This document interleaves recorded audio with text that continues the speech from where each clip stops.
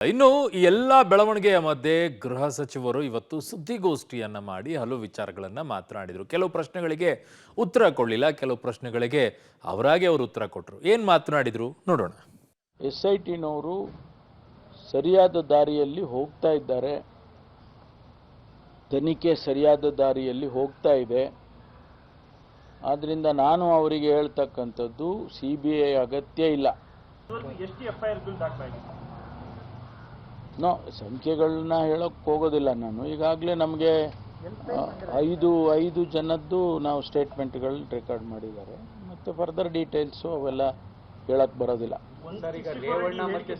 ಹೌದೌದು ಸರ್, ರೇವಣ್ಣ ಮತ್ತೆ ಸತೀಶ್ ಅವ್ರದ್ದು ಹೊರತುಪಡಿಸಿ ಇನ್ಯಾರು ಸರ್ 3 ಜನ ಅರೆಸ್ಟ್ ಎಲ್ಲ ಡೀಟೇಲ್ಸ್ ಹೇಳೋಕ್ಕಾಗೋದಿಲ್ರಿ. ಅಲ್ಲ, ಸುಮ್ಮನೆ ನೀವು ಅವ್ರು ಹೇಳ್ತಾರೆ ಅಂತ ನೀವು ಹೇಳ್ತೀರಾ ಅಂತ ನಾನು ಡಿಸ್ಕ್ಲೋಸ್ ಮಾಡೋಕ್ಕಾಗಲ್ಲ.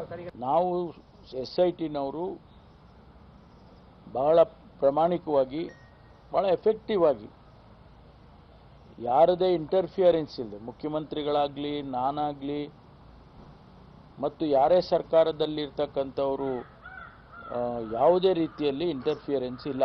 ಅವರಿಗೆ ನಾವು ಫ್ರೀಡಮ್ ಕೊಟ್ಟಿದ್ದೇವೆ.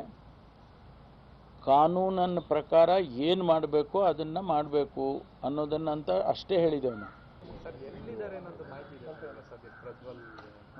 ಇಲ್ಲ, ಸ್ಪೆಸಿಫಿಕ್ ಜರ್ಮನಿಗೆ ಹೋಗಿದ್ದಂತೂ ನಮಗೆ ಟಿಕೆಟ್ ಮೂಲಕ ಗೊತ್ತಾಗಿತ್ತು. ಎಲ್ಲ ಈಗ ರಾಜ್ಯದ ಜನ 135 ಸೀಟ್ ಆರಿಸಿ ಕಳಿಸಿ ನಮ್ಮನ್ನು ಸರ್ಕಾರಕ್ಕೆ ಕುಂಡ್ರಿಸಿದಾರಪ್ಪ. ಆಯ್ತಾ, ಕುಮಾರಸ್ವಾಮಿ ಅವರು ಪಾಪ ಅವರೇ ಕೂರಬೇಕಾಗಿತ್ತು ಅಂತ ಇತ್ತು, ಆಸೆ ಇತ್ತು, ಅವರಾಗಲಿಲ್ಲ. ಸಂತೋಷ ಪಡಬೇಕು, ನಾವಾಗಿದ್ದೀವಿ ಅಂತ. ಅವರು ಬೆನ್ಮೂಳೆ ಮುರಿದು ಅಥವಾ ಬೆನ್ಮೂಳೆ ಇಲ್ಲದೆ ಇದ್ದರೆ ಜನ ಆರಿಸ್ತಿರ್ಲಿಲ್ಲ ನಮ್ಮನ್ನೆಲ್ಲ.